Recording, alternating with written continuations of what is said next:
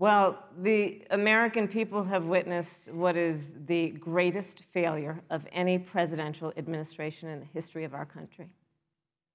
And here are the facts. 210,000 dead people in our country in just the last several months. Over 7 million people who have contracted this disease. And here's the thing. On January 28th, the vice president and the president were informed about the nature of this pandemic. They knew what was happening and they didn't tell you.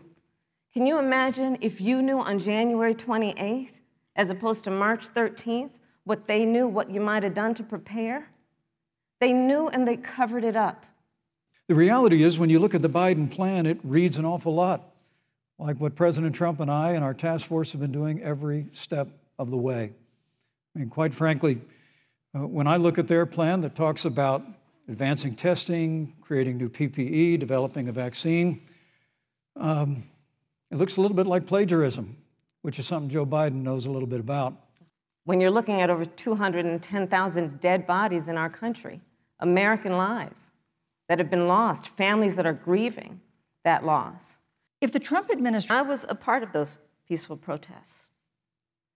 And I believe strongly that, first of all, we are never going to condone violence, but we always must fight for the values that we hold dear, including the fight to achieve our ideals. Justice done.